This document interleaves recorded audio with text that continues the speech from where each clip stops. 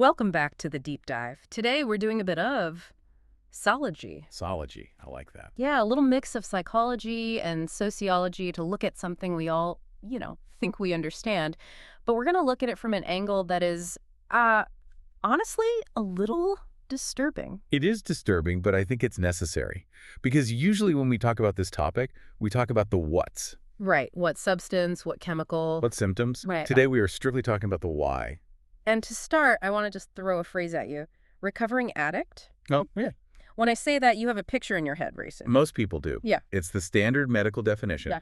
Someone who used to be dependent on a substance, they've gone through withdrawal, maybe rehab. And is now living a sober life. Right. They are recovering from the sickness of the drug. That is the dictionary definition. Yeah. But we have a stack of notes here centered around a narrative that introduces a character named Syed Malaka. And Saeed flips that definition on its head in a way that, well, it kind of made me just stare at the ceiling for 10 minutes after I read it. It's a cynical redefinition for sure, but it hits hard. So Saeed says, you see me as a recovering addict. You don't understand. Mm-hmm. He says, a recovering addict is the guy coming home from work, absolutely exhausted, drained by the system, who then recovers from his day by using a substance. Wow. It's a complete inversion of the timeline. It really is. In this worldview, the addiction isn't the sickness. The addiction is the recovery method. So we aren't recovering from the high. We are using the high to recover from the trauma of our daily reality. Which reframes the entire conversation. I mean, if the drug is the medicine for the sickness of modern work culture, then we can't just talk about chemical dependency. No, you can't. You have to talk about the environment, the world that makes people feel like they need, anesthesia just to get through the evening. And that's our mission today, isn't it? That's the mission. We are exploring the psychology of escape, the sociology of pressure, and the biological trap that snaps shut when we try to hack our own brains. And to help us navigate this, we aren't just looking at dry data. We have a story. Yes, a narrative framing involving two friends. Two friends sitting in a coffee shop, Sadni and Rita. And these two aren't just characters, they're archetypes. I mean, we all have a Sadni and a Rita living inside our heads. Totally. So let's introduce them. Saadni is our protagonist. He's the guy who is he's fed up.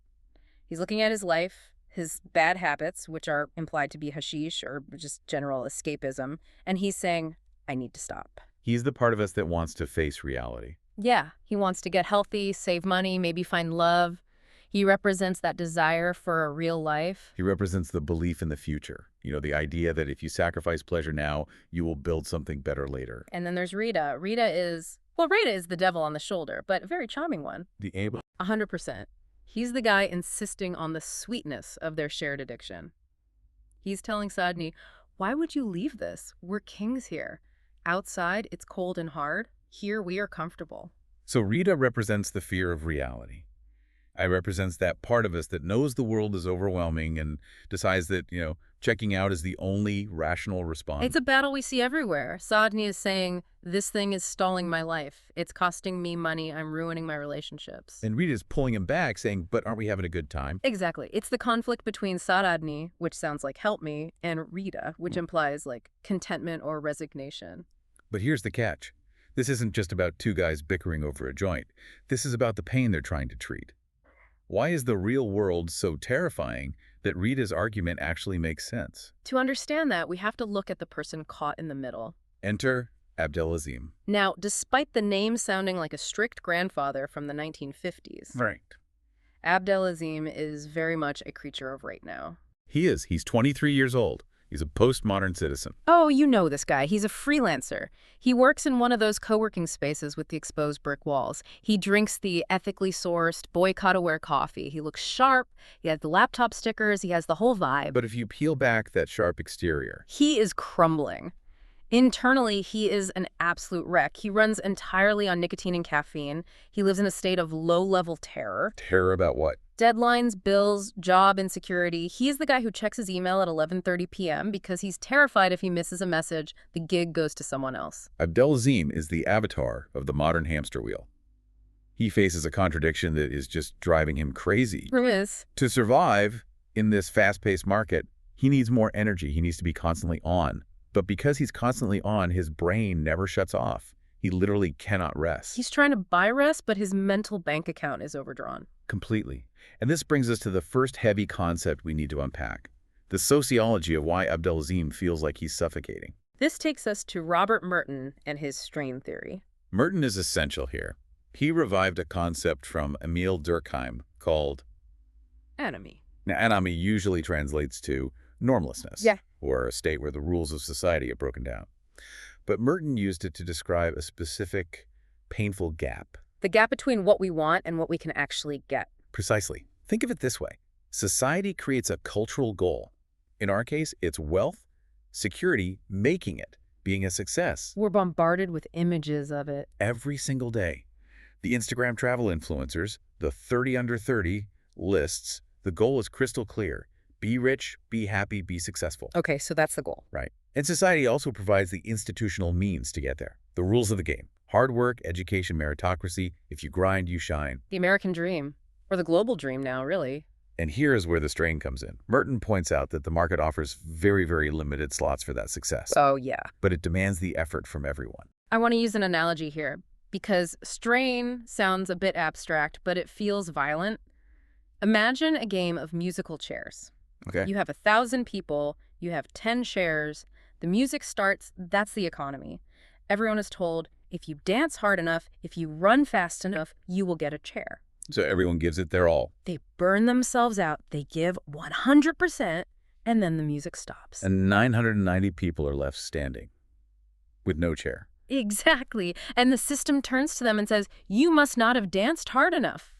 That is the strain. It's the realization that the game is rigged, but you have no choice but to play it. The source material actually uses a biological analogy. That is, well, it's even more brutal than musical chairs. Oh, the sperm analogy. I honestly cringed reading this, but it's so accurate. It paints the picture of the ultimate competition. It says, look at conception. You have millions, literally millions of sperm.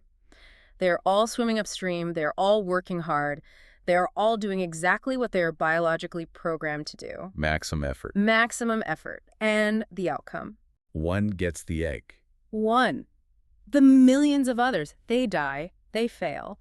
Not because they were lazy, not because they didn't want it enough, but because the math is just impossible. That is a terrifying way to view the job market. But isn't it how it feels for Abdelazim? He's one of millions of freelancers fighting for that one contract. He's a sperm fighting for the egg. Wow. And that constant existential fight creates what sociologist Rama Huja calls the 3 crises of the individual. Okay, let's break those down because this is what is happening inside Abdelazim's head while he's just staring at his laptop. The first one is the inability to adapt to oneself. The internal conflict. You have a human nature, you need sleep, you need love, you need downtime. But the market demands a machine. Nature efficiency, speed, 204/7 availability. So you're at war with your own biology. You are. You can't adapt to who you need to be to survive. Then the second crisis, lack of commitment to society. Well, of course. If you play musical chairs and you never, ever get a chair, eventually you stop respecting the game. You start asking, why am I even following these rules if they don't work for me? That's where the social contract breaks. And the third one, this is the big one for me. Alienation. Separation from other people and from the world itself. This feels like the core emotional wound. We are more connected than ever digitally, but we feel completely cut off. I can see what my friend is eating for lunch in Tokyo. But you haven't spoken to your neighbor in 3 years. Exactly. That's the paradox. And this sense of alienation brings us to the second pillar of our deep dive, the psychology of separation. Because this isn't just about Instagram. The source material argues this goes back way, way further. You're talking about the primary trauma? I am. Okay, so the notes trace this anxiety all the way back to the delivery room, to the cutting of the umbilical cord. Now, I have to be the skeptic here for a second. Go for it. Are we really blaming Abdelazim's burnout on his belly button? I know. It sounds like a stretch. But hear me out. It's metaphorical as much as it is biological. Think about existence in the womb. Okay, it's warm, I'm fed, I'm safe. It's more than that. You're connected. There is no you and me. You're literally one with the mother. You are one with your universe. There's no separation? Zero. You don't have to do anything to justify your existence. You just are. And then, snip. The cord is cut. You are expelled. Suddenly, you are a separate entity. You are small, you are vulnerable, and you are alone in a massive, cold room. This is the birth of the individual. And we spend our whole lives being told that being an individual is the greatest thing. Be unique, stand out. We do, but deep down biologically, that separation is terrifying. Eric Fromm, the psychoanalyst, he called humans the freaks of nature because of this. Freaks. That's not very flattering. He meant it philosophically. We are part of nature, we have bodies, we eat, we die, but we are separate from it because we have consciousness. A dog doesn't sit around worrying about its mortality. Or whether it's making it, it just lives. We are the only animal that knows it is alone. So Fromm is saying we are like Adam and Eve kicked out of the garden. We know we're naked and we're ashamed. Exactly. The expulsion from paradise is the mythic retelling of the trauma of birth. And Fromm argues that the deepest, most driving need of every human being is to overcome this separation. We're desperate to merge back with something bigger than ourselves. We are. Historically, we did that through the tribe, right? Or the village, or a religion. Yes. Those were primary bonds. You weren't just Abdelazim freelancer, you were a member of the tribe. You belonged to the land. You knew your place in the cosmos. But our modern Abdelazim, He doesn't have a tribe, he has a LinkedIn network. He doesn't have a village, he has a workspace. he is untethered. He is a tiny, microscopic individual floating in a massive, globalized void. And that feeling of smallness is unbearable. So you have this deep, ancient need to connect, to merge. But the world you're trying to connect with, it's not exactly a calm village anymore. No, it's a machine. And that brings us to the technological accelerator. This is the shift from muscle to brain. For most of history, work was physical. You plowed the field, your back hurt, you slept. And your mind was relatively free to wander. Yeah. But now, capital has moved from the body to the brain. The economy extracts value from your attention, your creativity, your focus. So when Abdelazim finishes work, his body isn't tired. He's been sitting in a chair all day, Right. but his brain is mush. It's worse than mush. It's electrified. Franco Berardi has this concept of the format mismatch. It's brilliant.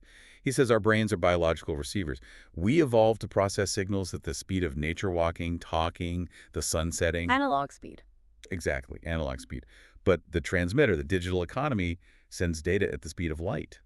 Digital speed. We're trying to download the entire internet into a biological hard drive that hasn't had a firmware update in 50,000 years. It's a bandwidth issue. It's an overload issue. Berardi compares modern life to a state of permanent electric shock. That feels incredibly accurate. You know that feeling when your phone buzzes and you get that tiny microscopic spike of adrenaline, that mini panic? Cortisol hit, yeah. Now multiply that by 1,000 times a day. No wonder panic attacks are an epidemic. The source mentions that panic used to be this rare, dramatic thing in literature. Right. Now people are fainting, they're paralyzed, their hearts are racing in the middle of a meeting. That is the body, the somatic body, just saying stop. I'm done. The fuse is blown. The system is short-circuiting. And the scary part is, we've lost the ability to exist without that shock. The attention economy has totally rewired us. The source uses the example of trying to get a kid off YouTube. Or an adult off TikTok, let's be honest. It's true. You try to get them to do something useful or real, and they look at you with these dead eyes. Why? Because the real world is slow. It's boring. It doesn't have jump cuts. It doesn't have saturation boosting. Reality cannot compete with the dopamine slot machine of the screen. So let's recap the situation for our friend Abdelazim. He is 23. He is lonely. He feels separated from the human race. He is suffering from electric shock. He is exhausted, but he can't sleep because his brain is vibrating.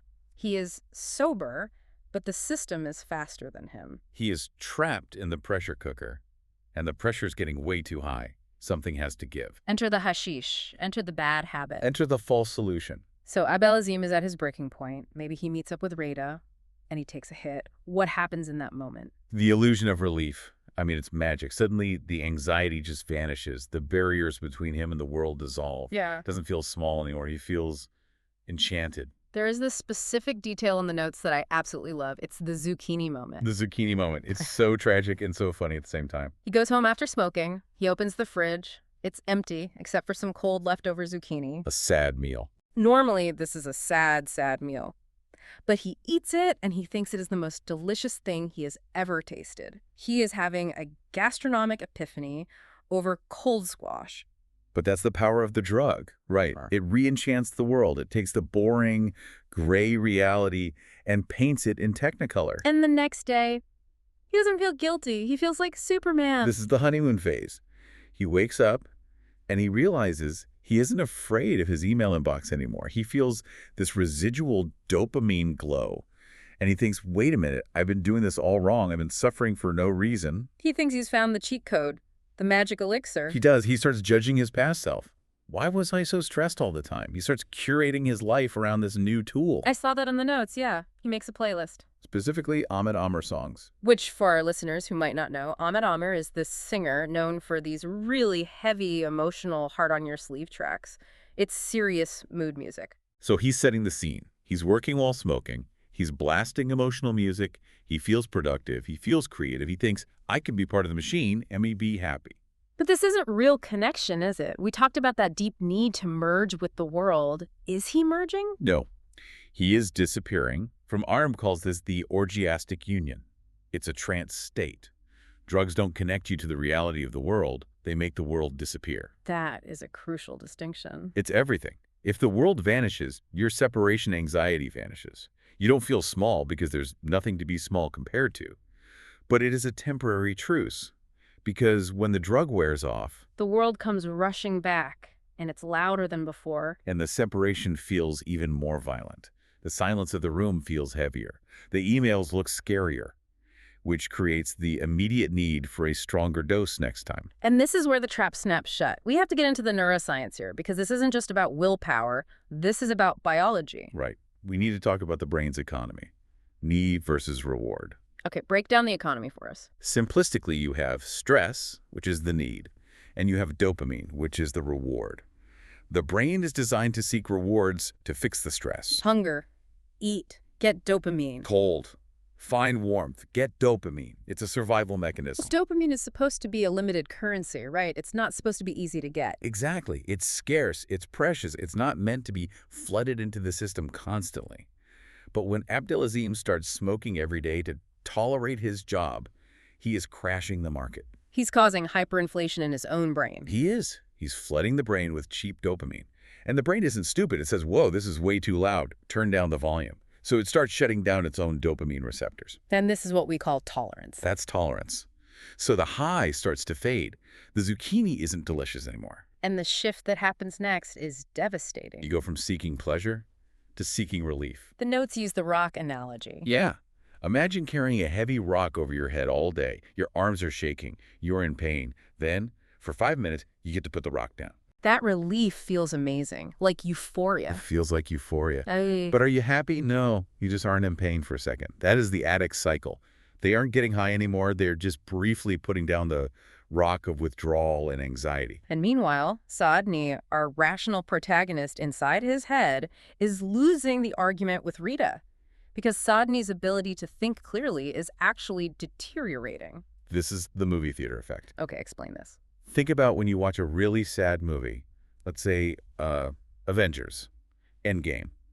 Iron Man dies. Don't remind me, I cried in the theater. I'm not ashamed. We all did, but why? You know it's Robert Downey Jr. You know he's standing in front of a green screen. You know it's fake, Of course. but you voluntarily suspend your logic to allow the emotion to hit you. Suspension of disbelief. Right. Drugs force this suspension of logic in real life. You feel like you are performing well. You feel like a genius. But in reality, your frontal cortex, the CEO of your brain, the part that plans and solves problems, is being taken offline. So you have the sensation of moving forward. But you're actually standing still. It's the running while standing still metaphor. You feel the wind in your hair, but you haven't moved an inch. And when the movie ends, when the high wears off, you realize you're still in the same spot, but now it's dark and you're alone. And that's terrifying. This leads to a really interesting and slightly controversial part of the discussion, because when Abdelazim is in that high state, he starts getting philosophical. He starts defending his habit. He becomes a lawyer for his own addiction. Totally. He starts saying, why is this illegal? It's a plant. It's my civil right. And honestly, he taps into a very modern vibe. We've rebranded everything else. We've rethought sexuality, gender, class. Why not drugs? It's the neoliberal argument, isn't it? What? I own my body. Yeah. I am an individual unit of production. Yeah. If I want to hack my software to run better, why is the government stopping me? And the source notes that criminalization is actually pretty recent in human history. I mean, humans have been getting high for thousands of years. That's true. The war on drugs is a very modern invention. But while Abdelazim is making these grand civil rights arguments, he's ignoring the dark side of the mental toll. It's not just about the law. It's about what happens to the personality. The slide into paranoia. It's the predictable progression. First, depression. Then, ego inflation. Ego inflation. The drugs make you feel profound. You have these deep thoughts. You start thinking you are the center of the universe. You are the only one who really understands what's going on. The misunderstood genius complex. Exactly. But if you are the center of the universe, everyone else is just a supporting character. And eventually, you start suspecting the supporting characters are plotting against you. Why are they looking at me like that? They want me to fail. Paranoia sets in. You create this bubble where you are the hero and the real world, your friends, your family, your boss, is the enemy. And if you have a genetic predisposition, this can trigger latent schizophrenia. It's not a game. This tension between drugs as enlightenment and drugs as madness brings us to a heavyweight intellectual showdown. The source pits Aldous Huxley against Carl Jung. The battle for the doors of perception. I love this. So on one side, we have Huxley. He wrote The Doors of Perception. He took mescaline. He was the optimistic psychonaut. Huxley believed the brain is a reducing valve. Its job is to filter out reality so we aren't overwhelmed, so we can focus on survival. He thought drugs opened the valve. They let the mind at large flood in. So he thought drugs let you see the truth, with a capital T, the infinite. Yes, he saw it as a spiritual shortcut, a way to bypass the boring ego and see the divine. And then steps in Carl Jung, the Swiss psychiatrist, the old wise man, and he is not impressed. He's not impressed at all. Jung looks at Huxley and says, be careful what you wish for.